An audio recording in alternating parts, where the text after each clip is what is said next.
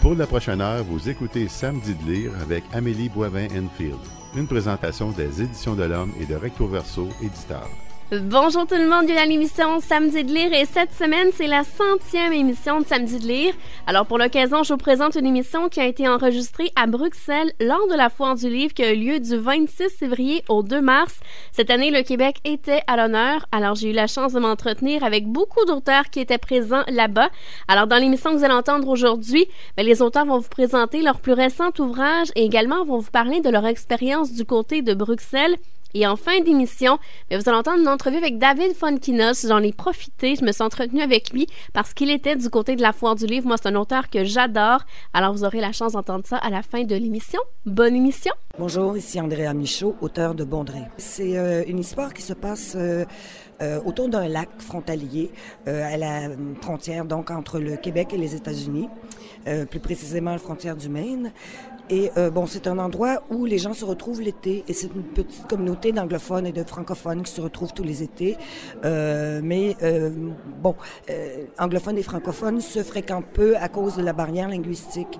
Et puis un certain jour, une jeune fille disparaît dans la forêt. On la retrouve morte dans un vieux piège à ours qui est là depuis des années, probablement installé par un trappeur Canuck mort et enterré depuis longtemps. Alors on conclut à l'accident. Sauf que quelques temps plus tard, une autre jeune fille disparaît dans les mêmes circonstances. Alors, on est forcé de conclure cette fois-ci au meurtre et une enquête commence pour essayer de trouver qui est le meurtrier des deux jeunes filles.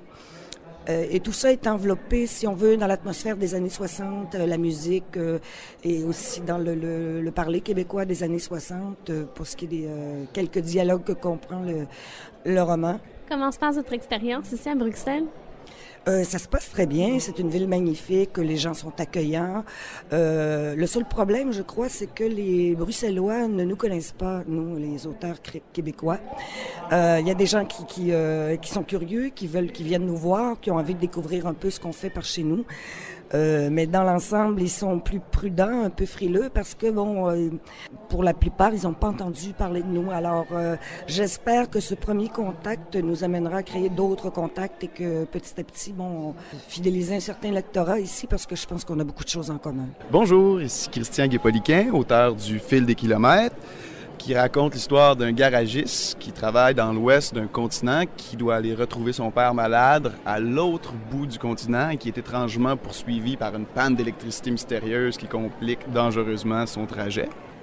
Et comment se passe ton expérience ici à Bruxelles? L'expérience à Bruxelles se passe très bien. Il y a beaucoup de gens. C'est plus difficile d'approcher les gens. On est des auteurs québécois plus ou moins connus, mais le plaisir est là. C'est des approcher, d'engager la conversation avec eux, des intéressés à la littérature québécoise. Donc bonjour, je suis Cyril Douaneau, je suis auteur de bande dessinée. Mon dernier livre s'appelle Le Havre, New York. L'histoire, c'est deux personnages pendant les années 60 qui habitent en France, au Havre, et qui décident de quitter la France pour se rendre aux États-Unis. Et ils s'y rendent en bateau, en prenant le paquebot Le France, qui était le plus gros paquebot à l'époque. Et en fait, je me suis focalisé sur la traversée. Donc c'est une espèce de huis clos au milieu de l'Atlantique, sur ces deux personnages qui rencontrent plein d'autres célébrités sur ce paquebot, et il leur arrive plein d'aventures. Et comment se passe votre expérience à Bruxelles? Très bien, c'était ma première fois et je suis vraiment content. Et il y a eu un bon accueil du livre, moi je trouve, je suis content. Les gens qui sont venus me parler pendant les séances de signature étaient super accueillants, c'était vraiment agréable. Et puis j'ai aimé aussi l'accueil du festival. Il y avait vraiment le Québec était invité d'honneur, donc on est vraiment très content. Et ouais, super expérience. Bonjour, ici Daniel Canty, auteur des États-Unis du vent. C'est l'histoire de deux gars dans un camion bleu qui suivent le vent grâce à une manche à air fixée au camion et à une boussole. Le point de départ est à Chicago, la ville des vents, puis ensuite c'est une dérive à travers l'Amérique complètement dictée par les courants aériens. Et comment se passe ton expérience ici à la foire? Je viens d'arriver, fait que je suis un peu dans les vapes, comme on dit. J'étais assez quand même ému d'être dans cette structure post-industrielle, qui est d'ailleurs une référence littéraire aussi, qui me fait penser à un de mes livres préférés de Thomas Pynchon, Vente à la criée, du lot 49, où la famille turns in taxis, qui est donc le nom là, du bâtiment où on est. et derrière, une espèce de réseau postal parallèle. Fait qu'il y a un côté romanesque, disons, à la structure, puis un côté monumental. Bizarrement, ça nous fait imaginer la structure comme une espèce de forme qui peut accueillir toutes sortes d'autres formes en elle, comme un salon du livre, mais on l'imagine vide aussi à chaque fois qu'on lève les yeux vers le plafond, puis prise dans une autre époque. Alors bonjour, ici Danielle Lorrain, auteur de Duras, l'impossible. Duras, l'impossible, c'est un récit où je raconte ma rencontre avec l'œuvre de Marguerite Duras à l'âge de 19 ans. Le premier livre que j'ai lu d'elle, c'est Le ravissement de l'Olvestein. Et à quel point ce livre-là m'a marqué, a changé ma vie et je dirais même m'a sauvé la vie en quelque sorte parce que j'étais en gros chagrin d'amour et j'avais l'impression que dans ce livre-là, Duras parvenait à mettre des mots sur ce que je ressentais à l'intérieur, le vide, la peine, etc. Des mots que moi, j'avais peine à trouver. Et c'était tellement fort qu'à un moment donné, j'avais vraiment l'impression que ce livre-là avait été écrit pour moi et même, je dirais, par moi. Et donc, à partir de ça, je raconte dans le livre comment j'ai voulu tout lire de Marguerite Duras, comment j'ai voulu marcher dans ses pas jusqu'au Vietnam, à Trouville où elle avait une maison, un peu partout. Je voulais la rencontrer. J'ai rencontré son fils, le père de son fils, François Mitterrand, qui avait sauvé son mari des camps de la mort pendant la guerre, etc., etc. Donc, je raconte mon aventure Duras, à quel point c'est devenu une obsession et pourquoi j'ai écrit ce livre-là pour en finir, en quelque sorte, avec Marguerite Duras. Danielle, comment se passe votre expérience à Bruxelles? Je suis débarquée il y a quelques heures. Je trouve que, d'abord, il y a beaucoup de monde ici à la foire de Bruxelles, de façon générale, mais particulièrement ici au stand du Québec. On sent que les gens sont hyper curieux, ils nous posent plein de questions, ils veulent savoir qu'est-ce qu'on écrit au Québec. Vraiment, je sens, vraiment, là, les premières heures que je suis ici, je sens un accueil très, très chaleureux, une vraie curiosité, en fait. Bonjour, ici Daniel Laferrière. Je suis à Bruxelles, à la Foire du Livre, où le Québec est le pays invité et au moins je suis l'invité d'honneur de cette foire. Alors, pour vous dire que le livre de moi qui me fait, disons, connaître ces temps-ci en Belgique, c'est L'art presque perdu de ne rien faire et aussi Journal d'un écrivain en pyjama. Donc, ces deux livres, ce sont des essais qui me sont venus d'une période où je souffrais d'insomnie et j'ai voulu noter un peu ce que je pense de l'écriture et de la lecture, d'où Journal d'un écrivain en pyjama, où je raconte mes aventures intellectuelles, m'a plongé dans l'encre et pour écrire un peu mes petits conseils, si l'on peut dire, à un jeune écrivain et pour l'écriture. Quant à l'art presque perdu de ne rien faire, c'est plutôt mes rêveries philosophiques, des choses presque sans conséquence, des visions poétiques, et toutes sortes de petites choses sur la guerre, sur la littérature, sur les écrivains que j'aime, qui sont nombreux dans ce livre. Bonjour, ici David Clairson, auteur de Frères. Frères est une odyssée noire, c'est l'histoire, une histoire d'amour et de haine entre deux frères qui partent à la recherche de leur père, qui est un gigantesque chien, ou qui serait un gigantesque chien habitant l'océan et qui eux-mêmes perdent leur nature humaine, deviennent plus ou moins des bêtes dans cette recherche du père. Et comment tu trouves ton expérience ici à la Foire du Livre de Bruxelles? Ben, ça se passe très bien. J'ai rencontré la lointaine famille belge que j'ignorais presque que j'avais, ce qui est sympathique. Et moi, je suis ici depuis 2 mois dans le contexte d'échange d'une résidence d'écriture, donc c'est très chouette. J'apprécie beaucoup la ville. Bonjour, ici Denis Béchard, auteur de Des bonobos et des hommes voyagent au cœur du Congo. C'est un livre hybride qui est à la fois carnet de voyage, essai scientifique et récits romanesques et historiques sur le Congo et les bonobos, qui est un grand singe matriarcal, ce grand singe qui ne tue pas, qui est dominé par les femelles. Et le livre raconte le travail des conservateurs et l'histoire du il raconte le travail des conservateurs pour protéger les bonobos et les forêts pluviales et l'histoire du Congo et comment cette histoire aujourd'hui, avec toute la violence, influence cette grande forêt et les grands singes qui vivent là-bas. Comment se passe ton expérience à Bruxelles? Très bien. Je rencontre beaucoup d'écrivains d'ici. Je parle beaucoup avec les Belges. Je fais beaucoup de médias. Je trouve que c'est très invitant. Les gens s'intéressent beaucoup au projet. Et surtout, comme le Belge était le pouvoir colonial au Congo, les gens s'intéressent beaucoup au livre parce que c'est une différence. Eux, ils sont curieux de voir comment un Québécois ou un Canadien ou un Américain va voir le Congo parce que pour eux, c'est quand même... pour eux, il y a beaucoup de honte par rapport à ce que la Belgique a fait au Congo. Donc, ils sont curieux de voir différents points de vue. Bonjour, je m'appelle Emmanuelle Walter et je suis l'auteur de Sœurs volées, enquête sur un féminicide au Canada. C'est un livre qui, à travers l'histoire de Maisie Odjick et Shannon Alexander, deux adolescentes autochtones disparues en 2008 de Maniwaki au Québec, raconte, décrit, analyse la tragédie des assassinats et disparitions de femmes autochtones au Canada. Comment se passe votre expérience ici à Bruxelles? Ça se passe très bien. Surtout aujourd'hui, on a eu une table ronde avec deux poétesses, romancières et poétesses autochtones Innu et Cri, Natacha Canapé-Fontaine, et puis l'auteur d'un roman policier où prennent place des autochtones de Norvège. Et c'était sur les Premières Nations et c'était très intéressant. Puis j'ai été très touchée par le retour de ceux qui ont assisté à la table ronde après, qui sont venus nous voir en nous disant qu'ils avaient été bouleversés par ce qu'ils avaient entendu. Puis je crois que Natacha Canapé-Fontaine est électrisante, là, cette jeune poétesse Innu.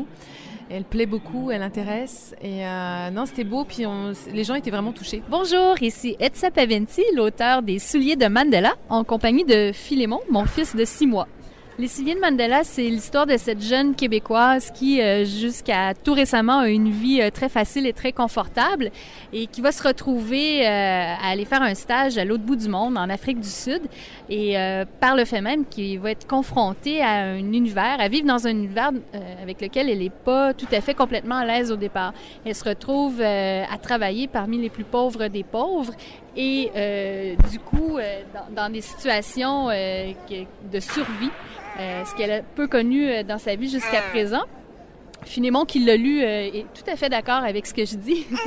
et justement, ça fait en sorte que cette confrontation-là, cette découverte de ce nouvel univers-là va l'amener à se redéfinir. Je dis souvent que les Souliers de Mandela, c'est un voyage extérieur à travers les terres de l'Afrique du Sud, mais c'est aussi un voyage intérieur. C'est le long cheminement de cette héroïne-là qui va apprendre à se découvrir elle-même, finalement, en découvrant ce pays-là. Etsa, comment se passe ton expérience ici à Bruxelles? On dit souvent que les Québécois et les Belges ont des liens de cœur et je le crois vraiment. Ici, je trouve que les gens sont extrêmement chaleureux. Ils connaissent bien le Québec, ils connaissent bien les Québécois. Ils sont heureux de nous voir arriver ici. Et une autre chose qui m'a surprise, c'est à quel point ils étaient intéressés à découvrir notre littérature. Et ça fait vraiment du bien à entendre de savoir que... Bon, à la base, ils ont un préjugé favorable pour nous. Ils trouvent que nos cultures se ressemblent. Eux aussi, ils ont l'impression que les Québécois sont tout aussi sympathiques que les Belges.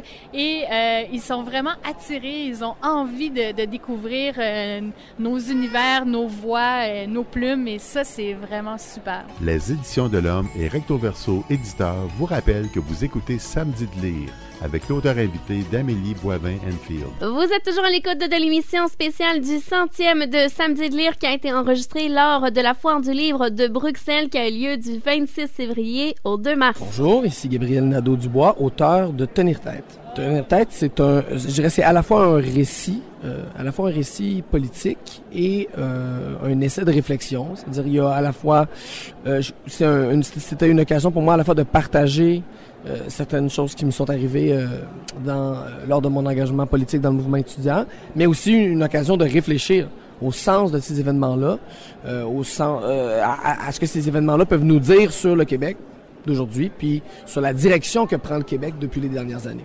Comment se passe ton expérience ici à Bruxelles? Ça se passe très bien. On est reçu avec beaucoup de chaleur. On est reçu avec beaucoup de considération et de respect. Puis ça, c'est agréable. La littérature québécoise ici, je sens que les gens ils sont intéressés pour les bonnes raisons.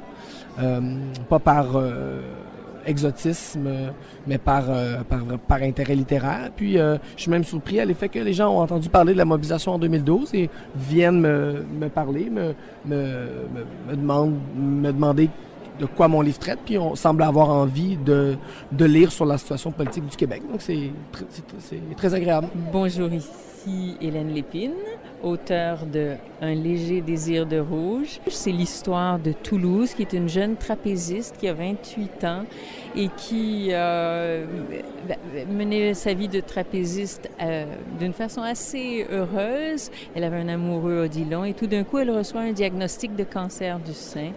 Et elle va devoir subir une ablation du sein. Une trapéziste qui subit ça doit changer carrément de perspective de carrière en principe, mais là, c'est pas là. C'est de perspective de vie. Et puis, le mal physique l'amène à se retirer, à essayer de refaire en quelque sorte, se refaire une image aussi pour comment, avec quoi je me présente devant la vie. J'avais un corps de trapéziste, un corps d'amoureuse. Qu'est-ce que je fais de tout ça maintenant que je n'ai plus ça, mon amoureux est parti. Et elle revient vers la maison de son enfance. Or, à la maison de son enfance, elle découvre un autre type de mal, un malaise, une malaisance, le mal de l'enfance qui n'est pas guéri et tout ça. Alors, elle va écrire tout au long du livre des lettres à Moumbala, qui est un personnage imaginaire parce qu'elle est très silencieuse. Elle ne parlait presque qu'à son amoureux, venant d'une famille un peu compliquée.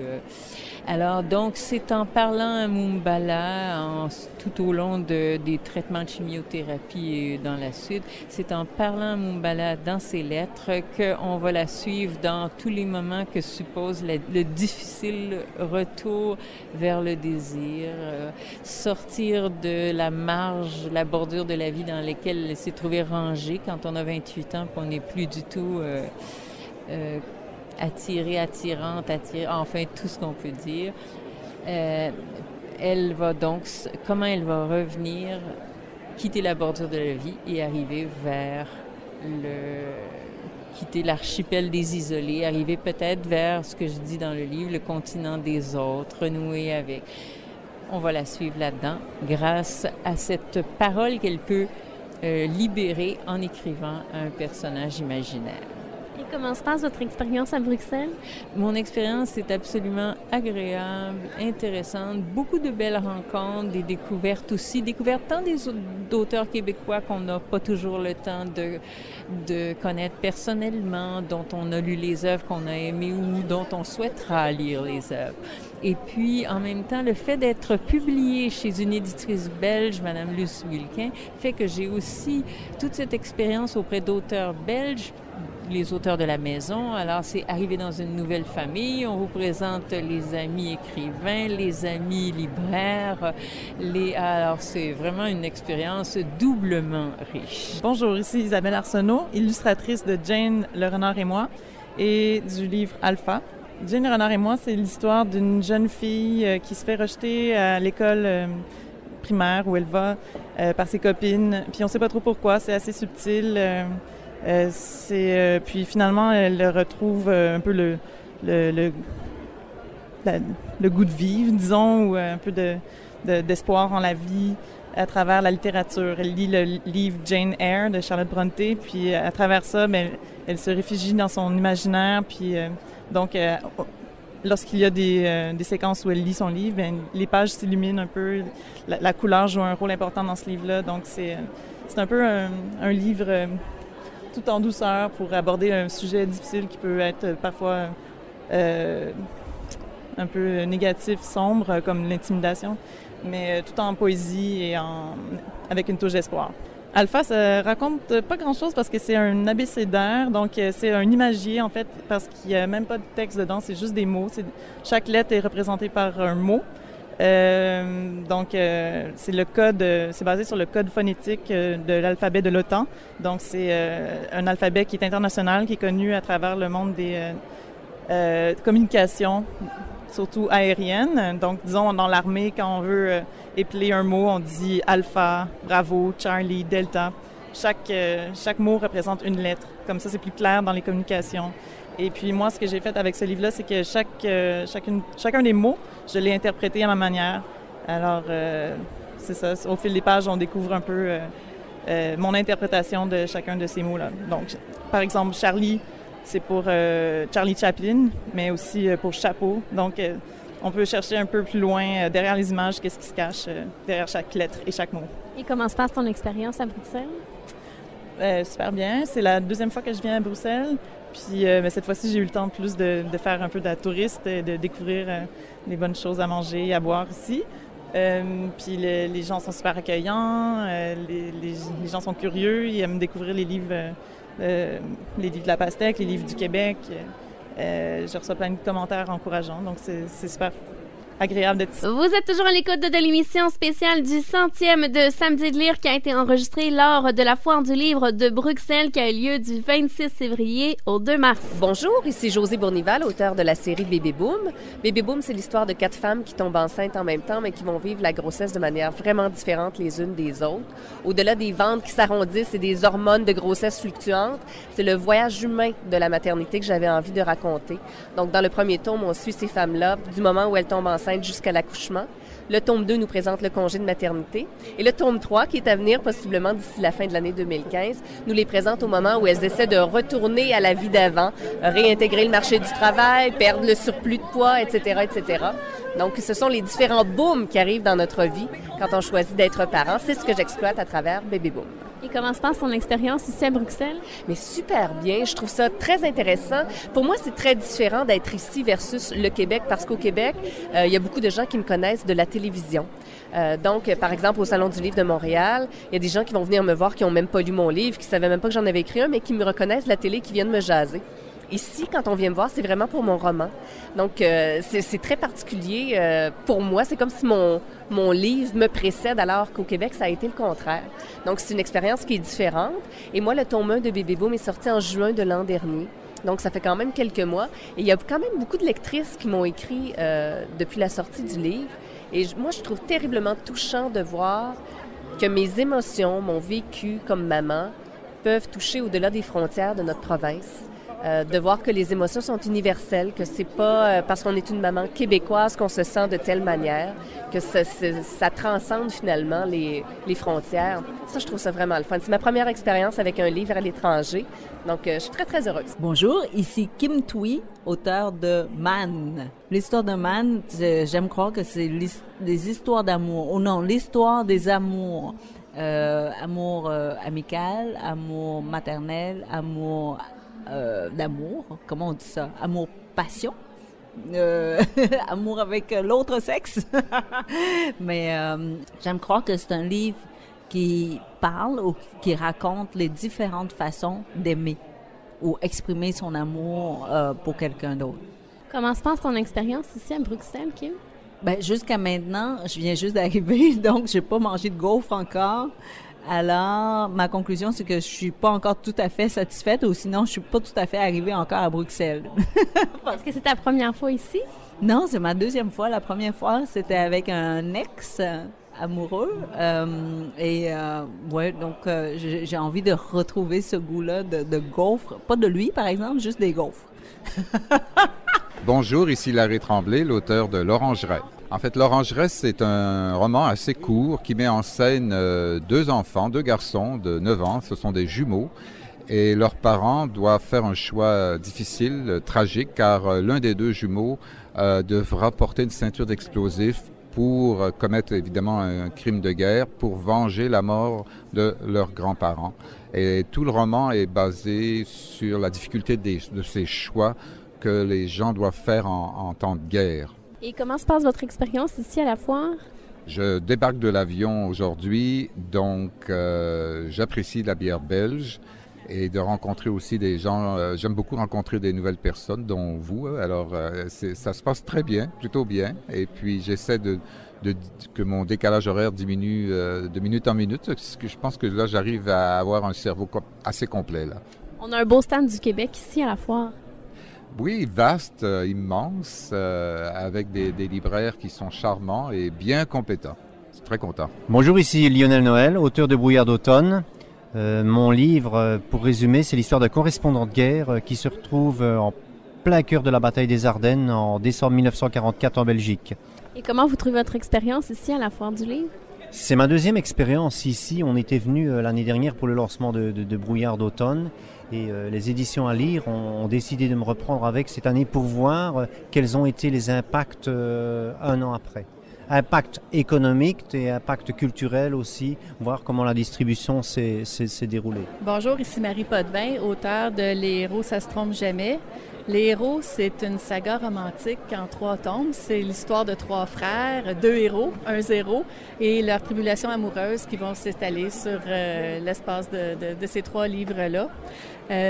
Mon expérience à la foire du livre de Bruxelles, c'est beaucoup de fébrilité, un petit peu de décalage horaire dans le corps et puis beaucoup de belles rencontres. Bonjour, ici Marie-Josée Poisson, auteure de Liée par le sang. C'est un genre particulier, c'est-à-dire que c'est une enquête généalogique. Donc, au départ, l'ambiance est un petit peu polaire, il y a du sang, il y a une victime non identifiée, mais ça évolue très, très vite vers la quête de l'héroïne qui se questionne sur son identité et sur son ascendance. Et comment tu trouves ton expérience ici à la foire? C'est très, très bien. L'accueil légendaire des Belges est tout à fait présent. Les gens sont très sympathiques.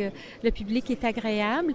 Et puis, je fais aussi des belles rencontres. C'est l'occasion de fréquenter au plus près les auteurs québécois. Bonjour, ici Marion Arbonnat, auteure de Quelle sacrée chance. C'est un livre qui est là pour aider les parents quand les enfants leur posent la question fatidique « Comment on fait les enfants ?» Et donc ça raconte l'histoire d'amour, mais aussi biologiquement tout ce qui se passe. Comment se passe ton expérience ici à la Foire du Livre? Ça se passe très bien. J'aime beaucoup la Belgique de toute façon, en partant. Et puis ça se passe bien. C'est toujours chouette les salons du livre, justement de sortir de sa grotte, de son bureau, rencontrer du monde. Et puis il y a quand même une belle réception pour les livres québécois. Tout se passe bien. Bonjour, ici Martine Delvaux. Je suis l'auteure des Filles en série. Et donc, Les Filles en série, c'est un essai féministe qui, à partir d'une expérience, on pourrait dire, autobiographique, je me suis demandé qu'est-ce que c'est une fille, qu'est-ce qui fait qu'on est une fille. Et j'ai réfléchi sur ces images de femmes sérielles, donc de femmes usinées, fabriquées à la chaîne, pour essayer de penser à la fois comment on nous fabrique, comment on nous formate en tant que femmes dans la société, et quelle force de résistance, en tant que femme toujours, on peut trouver dans cette image-là même de sérialité. Et comment se passe ton expérience ici à Bruxelles? Ça se passe bien, on est bien occupés, on travaille fort, mais on rencontre des lecteurs qu'on n'aurait pas rencontrés autrement. On se rencontre entre nous. Je rencontre des auteurs québécois que je ne connaissais pas, donc c'est très agréable. Les Éditions de l'Homme et Recto Verso Éditeur vous rappellent que vous écoutez Samedi de lire avec l'auteur invité d'Amélie Boivin-Enfield. Vous êtes toujours à l'écoute de l'émission spéciale du 100e de Samedi de lire qui a été enregistrée lors de la Foire du livre de Bruxelles qui a eu lieu du 26 février au 2 mars. C'est Martin Michaud, je suis un auteur de romans policiers québécois. Mon dernier roman publié au Québec s'appelle Violence à l'origine et ça raconte l'histoire, ça raconte l'histoire d'une enquête qui s'ouvre sur la découverte d'une tête dans un conteneur à déchets. Et cette tête-là, c'est la tête d'un commandant du SPVM. Et c'est le 4e roman d'une série qui met en vedette l'enquêteur Victor Lessard, sergent détective du SPVM. Et il est accompagné dans cette enquête-là de l'ineffable Jacinthe Taillon. Qui est une femme, disons, assez particulière, à la fois dans ses comportements et dans son énergie. Cette enquête-là va également permettre à Victor de boucler la boucle sur certaines portes ouvertes que j'avais disséminés ici et là dans les 3 premiers romans de la série. Et Martin, comment trouves-tu ton expérience ici à Bruxelles? Écoute, je trouve ça fantastique. Ça fait à peu près 6 heures que je suis arrivé. Je fais une petite conférence. J'avais une file de 400 personnes pour faire signer mes romans. Non, je blague. Mais effectivement, ça fait quelques heures que je suis arrivé. Donc, je ne ressens même pas les effets du décalage horaire pour l'instant. Je n'ai pas dormi. Ceci étant, j'ai participé à une petite causerie tout à l'heure qui était très sympathique et à ma grande surprise, finalement, il y a quand même plusieurs lecteurs qui sont venus après pour une dédicace. Donc voilà, j'ai un départ canon auquel je m'attendais pas. Bonjour, ici Mélissa Véro, auteure de L'angoisse du poisson rouge, entre autres, un gentil petit livre qui fait en fait 450 pages, qui nous parle de l'Italie, du Québec, de l'amour, de la guerre, de plein de choses bien le fun, très positives. Et Mélissa, comment tu trouves ton expérience ici à la foire? Jusqu'ici, ça va très bien. Ça fait à peine 24 heures que je suis arrivée, donc je suis loin d'avoir tout vu, mais les gens sont très accueillants, super sympathiques. Et comme le Québec est mis à l'honneur, on vient vers nous, on veut nous entendre, on nous pose des questions. Et je trouve ça vraiment déjà très enrichissant. Alors, au bout d'une semaine, je pense que mon bagage va être plein de choses à raconter. Et comment s'est passée ta table ronde de ce matin?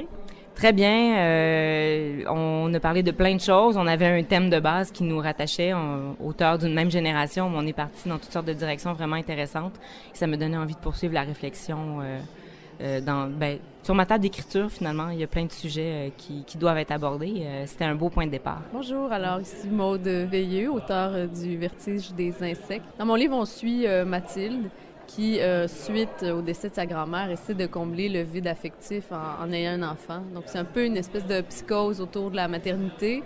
Mais c'est pas tout à fait la maternité, plutôt que le vide humain à combler, puis elle cherche, en fait, comment arriver à... Ben, en fait, on fait tout ça, là, chercher à essayer de combler notre vide. Mais bon, puis elle s'enferme dans son appartement. C'est une espèce de longue descente là, vers une fin.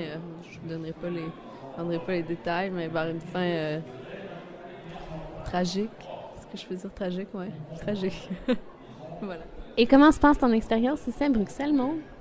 C'est vraiment super. J'adore déjà la ville. Dès l'instant où je suis arrivée, j'ai adoré.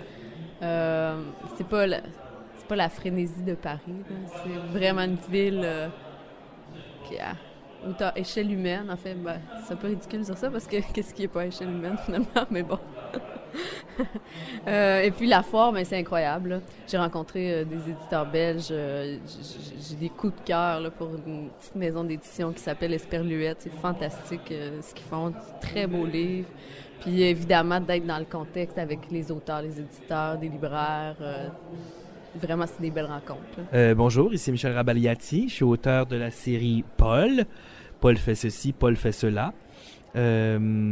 Résumé du livre. Mon dernier livre, c'est Paul au parc. Ça parle de Paul. Paul, c'est toujours le même personnage, mais à différents âges. Des fois, il y a 35, des fois, il y a 10, des fois, il y a 8 ans, des fois, il y a 40 ans. Dans celui-là, il y a 10 ans. Ça se passe chez les scouts. Le titre aurait pu être Paul chez les scouts, mais l'éditeur aimait pas ça. On a préféré faire un truc un peu plus deuxième degré. Paul au parc, ça se passe au parc, ça se passe dans les années 70, pendant les événements d'octobre. C'est une histoire d'enfance, une petite histoire d'amour. Qu'est-ce que Paul apprend chez les scouts, etc. Qu'est-ce que ça y rapporte, tout ça. C'est une histoire d'enfance, une tranche de vie de l'enfance de Paul. Mon expérience à la Foire du Livre de Bruxelles est formidable. J'aime beaucoup la foire. C'est drôle, ça ressemble pas mal au Salon du Livre de Montréal, mais en plus dégagé, avec plus de plafond puis plus d'air. Puis moins de manteaux d'hiver, moins de canucks, moins de foulards, moins de mitaines. Donc, il y a quelque chose de plus relaxant, je pense. Les gens sont très gentils, très accueillants, ils sont patients. Vous êtes toujours à l'écoute de l'émission spéciale du 100e de Samedi de lire qui a été enregistrée lors de la Foire du Livre de Bruxelles qui a eu lieu du 26 février au 2 mars. Bonjour, ici Mylène Bouchard, auteure de l'essai littéraire « Faire l'amour, Shakespeare, Tolstoï et Kundera ». Dans lequel je déploie 3 notions philosophiques qui sont le vide, l'événement amoureux et la fidélité à l'événement. tout en les rattachant à trois grands textes de la littérature universelle, en fait. Donc, Roméo et Juliette, Anna Karénine et L'insoutenable légèreté de l'être. Et comment se passe ton expérience ici à Bruxelles? Très belle expérience. C'était ma deuxième fois. Et c'est toujours intéressant parce que les Belges, les Bruxellois, les Belges sont tout à fait curieux et ils n'ont pas peur, ils sont pas gênés d'entrer en contact avec nous aussi. Ils sont très simples et vraiment curieux de tout ce qui se fait au Québec, là. Donc, c'est ça, c'est vraiment, on fait de belles rencontres et c'est justement un salon plus modeste que celui de Paris, disons, mais où il y a un grand intérêt pour la littérature. Donc, voilà, mais on peut pas demander mieux que ça, là. Bonjour, ici Natacha Canapé-Fontaine. Je suis Innu de Pessamit sur la Côte-Nord au Québec. J'ai écrit N'entre pas dans mon âme avec tes chaussures. Puis le plus récent, c'est Manifeste assis. Assis en Innu veut dire terre. Puis c'est vraiment quelque chose que j'ai voulu ficeler autour de mon identité de femme. Mon identité de femme autochtone, de femme Innu, de femme porte-parole aussi, qui a dû recevoir un certain rôle en tant que poète et qui a dû l'assumer. Donc, Manifeste assis relate toute mon expérience dans les 3 dernières années dans les manifestations et dans les causes défendues. Et Manifeste assis parle beaucoup des angoisses à propos de l'exploitation des énergies fossiles au Canada, à propos de l'exploitation des sables bitumineux et de l'avenir de l'ensemble des Premières Nations en tant qu'Amérindiens, justement, qui sont confrontés aux industries minières, forestières, pétrolières et dont leur destin est intimement lié à ces exploitations-là. Comment se passe ton expérience à Bruxelles, Natacha? Ça se passe très bien. Je fais de grandes rencontres. Il y a des auteurs que j'avais jamais vus, à qui j'avais jamais eu le temps de parler.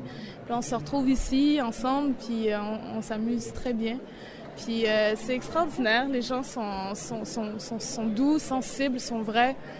J'aime beaucoup ça. J'aime beaucoup aussi l'environnement, le ciel, l'architecture, tout ça. Bonjour, ici Nathalie Blaquière, auteure de Boules d'ambiance et Kalachnikov. C'est un récit, en fait, et c'est vrai de vrai. C'est, imaginez-vous, moi je travaillais à Radio-Canada et j'étais journaliste. Et tout d'un coup, j'ai eu une occasion d'aller au Congo travailler avec d'autres journalistes locaux à l'est de la République démocratique du Congo, dans une zone de guerre. Alors, je raconte, je me mets un peu en arrière-plan. C'est une écriture journalistique, c'est une écriture au temps présent, ça se lit bien. Les horreurs qui se passent là-bas, mais aussi la vie des Congolais malgré tout ce qui se passe. Et c'est un peu, je dirais, peut-être un récit tragico-comique, on pourrait l'appeler comme ça, parce qu'il y a quand même des histoires drôles, des histoires qui font pleurer. Et comment se passe votre expérience ici à Bruxelles? L'expérience à Bruxelles est fantastique parce que, c'est parce que le Québec, premièrement, je dirais le Québec est l'invité d'honneur. Alors, on ressent vraiment les regards. Les gens, ils nous regardent avec accueil, avec joie. Et puis, ici, le carré Québec, les gens sont sympathiques. C'est vraiment une belle atmosphère. Bonjour, ici Nadia Lagdari-King, auteure de la trilogie Éléonore. Éléonore, c'est l'histoire de 3 grandes amies qui grandissent dans un milieu aisé puis qui veulent s'émanciper un peu du carcan dans lequel elles ont grandi et qui vont vivre plein de choses sur une période de 20 ans. Et comment se passe ton expérience ici à Bruxelles? C'est vraiment formidable, l'accueil des gens. En fait, on remarque, parce que le Québec est invité d'honneur, je crois, mais il y a vraiment une ouverture. Les gens achètent 3 livres d'un coup, ils veulent découvrir les auteurs québécois. C'est vraiment spécial. Cette semaine, les Éditions de l'Homme vous présentent Prendre la parole, les règles de l'art, les pièges à éviter, les trucs du métier par Jean-Luc Mongrain. On la craint, on l'anticipe, on tente même de l'éviter. Et pourtant, la prise de parole en public représente un formidable outil de rencontre et de partage si on en maîtrise les règles essentielles. Avec le style direct et efficace qu'on lui connaît, Jean-Luc Mongrain vous livre des trucs qui ont fait leur preuve sur scène et devant la caméra. Ce guide réunit théorie, exercices, exemples et conseils pratiques. Pour avoir plus de détails sur le livre de la semaine des Éditions de l'Homme, rendez-vous au www.samedidelire.com. Les Éditions de l'Homme et Recto Verso éditeurs vous rappellent que vous écoutez Samedi de lire avec l'auteur invité d'Amélie Boivin-Enfield. Vous êtes toujours à l'écoute de l'émission spéciale du 100e de Samedi de lire qui a été enregistrée lors de la Foire du livre de Bruxelles qui a eu lieu du 26 février au 2 mars. Bonjour, ici Patrick Sénécal, auteur de Malphas. Alors Malphas, c'est une série en 4 tomes, ça se passe dans un cégep, c'est du fantastique humoristique et c'est un nouveau professeur qui se rend compte qu'il s'est passé quelque chose de terrible dans ce cégep-là lorsqu'il a été fondé il y a 30 ans. Il fait des recherches, et il se rend compte qu'il y a de la magie noire là-dedans et toutes sortes de choses aussi invraisemblables que loufoques. Voilà. Et comment se passe ton expérience à Bruxelles?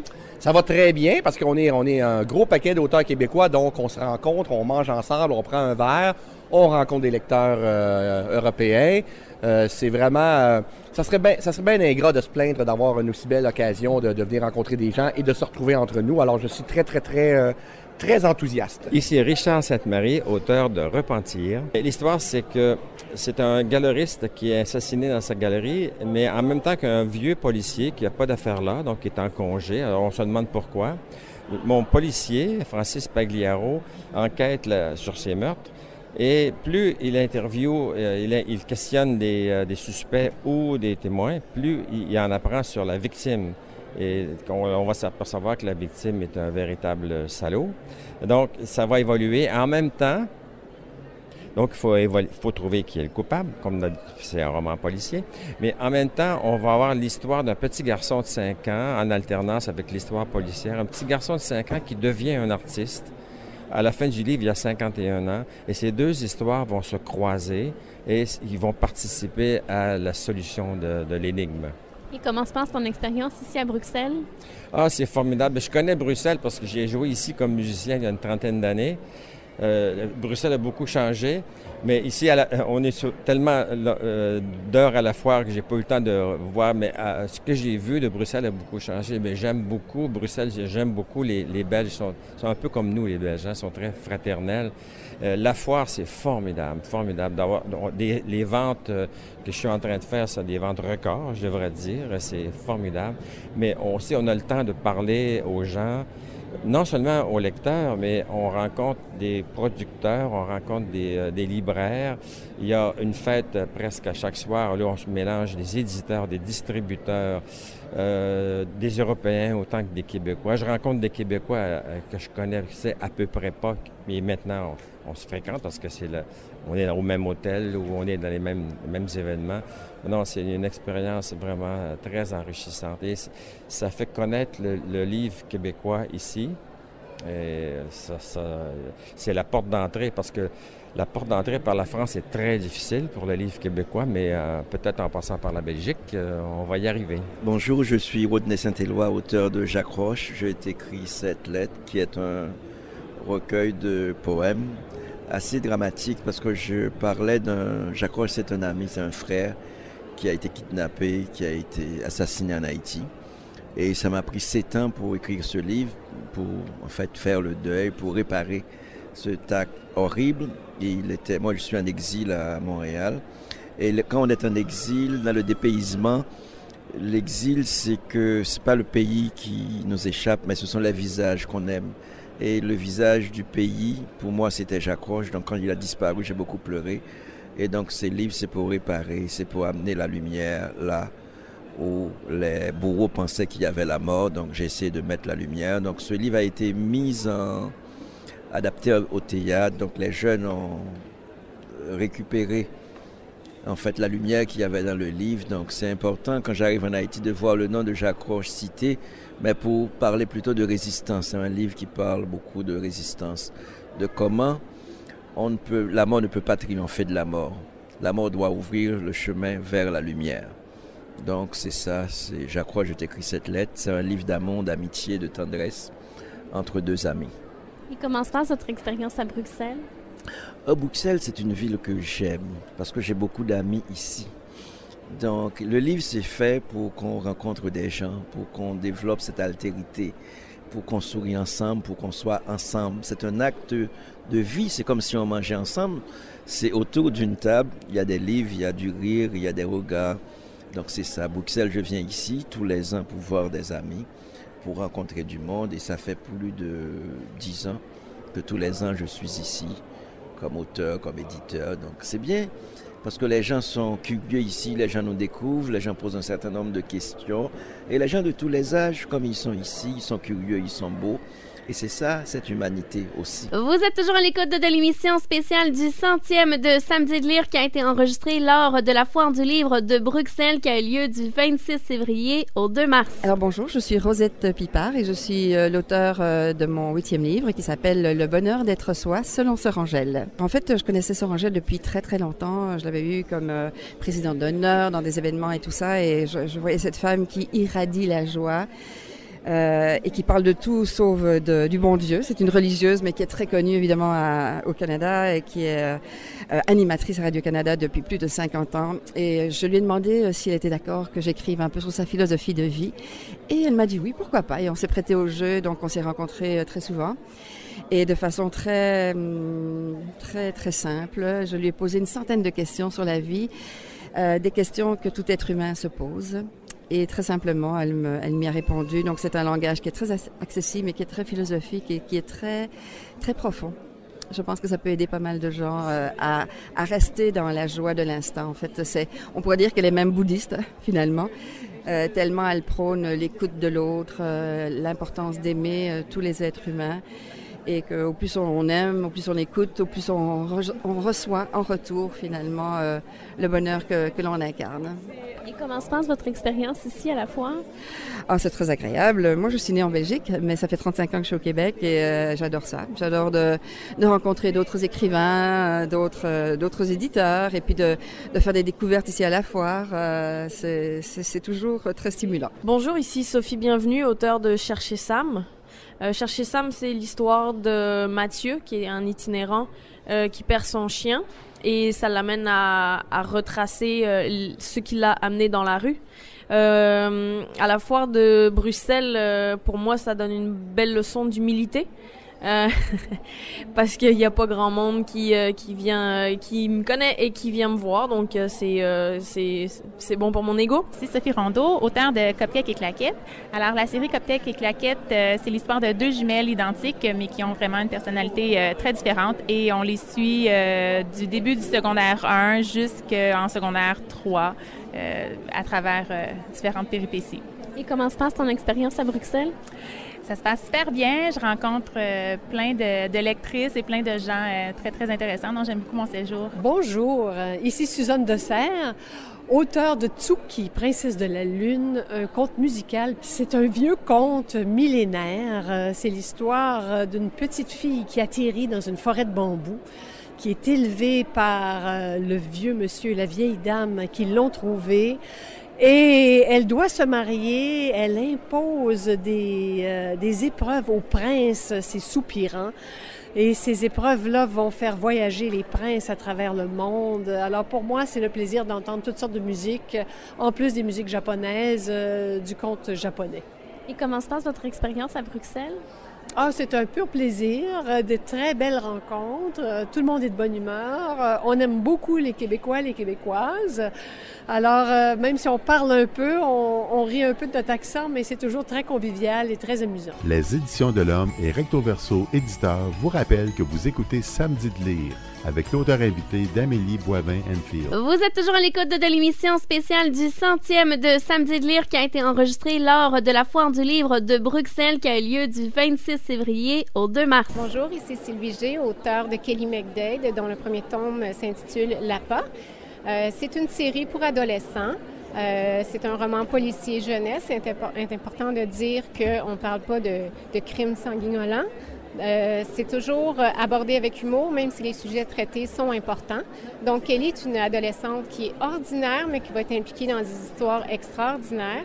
Rapidement, elle va découvrir les dessous policiers et ça va devenir, au fil de la série, une passion pour elle. Dans le premier tome, Kelly va être confrontée à des cyberprédateurs et, par chance, elle va être secondée par un bel enquêteur pour faire tout ça. Alors, voilà. Et comment se passe ton expérience ici à Bruxelles? C'est merveilleux. En plus de pouvoir rencontrer nos lecteurs, j'ai la chance d'être invitée par mon éditeur, Kenes Éditions, et j'ai la chance de pouvoir parler aux gens qui font le même travail que moi, être ici entre Québécois pour pouvoir faire la promotion du Québec. Je trouve que c'est une expérience fantastique. Je ne pourrais jamais remercier assez mon éditeur. Bonjour, ici Sylvie Louis, auteure du journal d'Alice. En fait, c'est toute une grande série qui est destinée aux filles de 8 à 12 ans. À 12 ans au départ, et puis il y en a qui continuent encore à me suivre au secondaire une fois qu'elles ont accroché à la fin du primaire.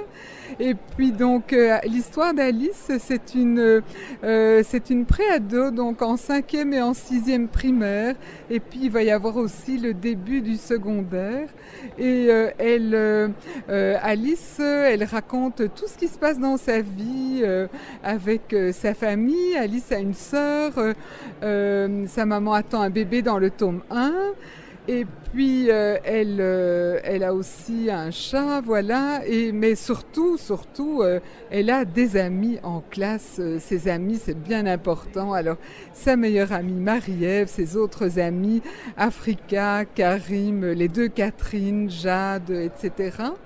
Et puis aussi, malheureusement, Alice, il y a une fille dans sa classe qui n'est pas chouette avec elle. Alors, elle s'appelle Gigi Foster et elle est vraiment...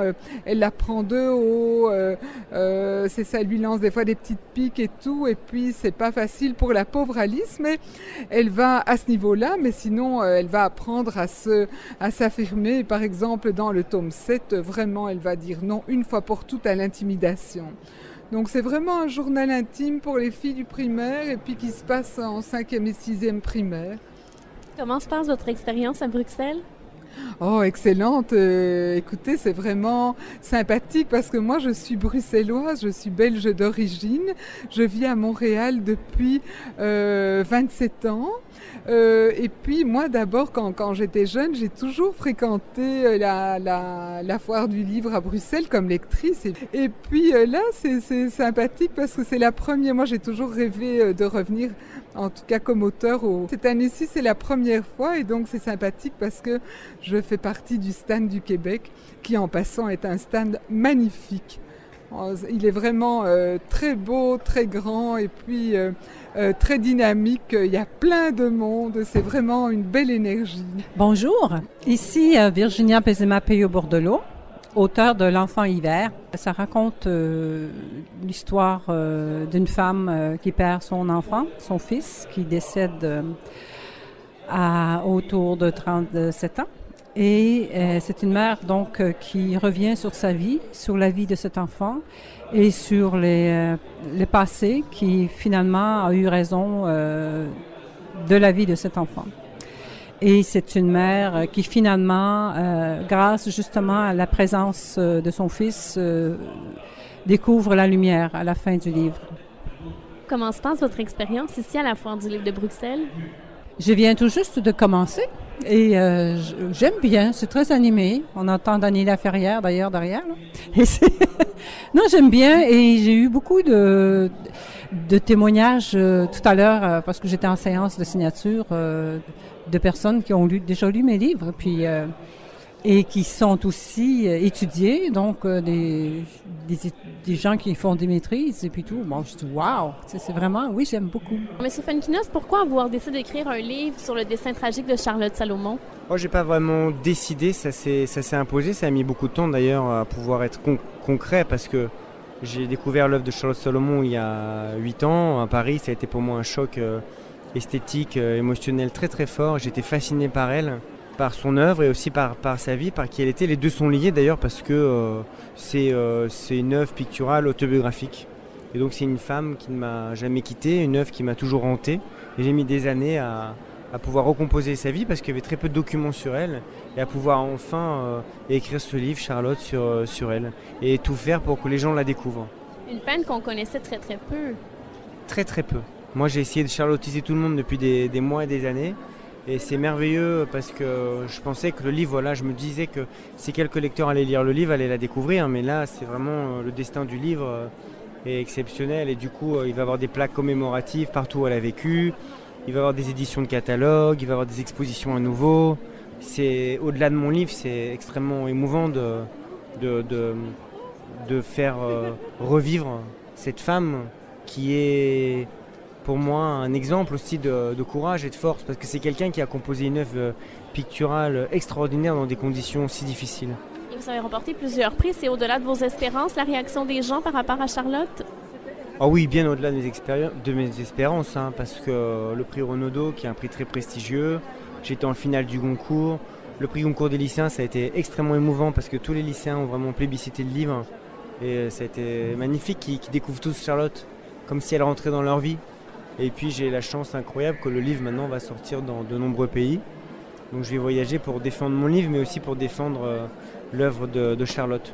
Le destin, oui, de ce roman qui paraissait très différent de mes romans précédents, comme La délicatesse ou Les souvenirs, où je vais mieux, m'a surpris.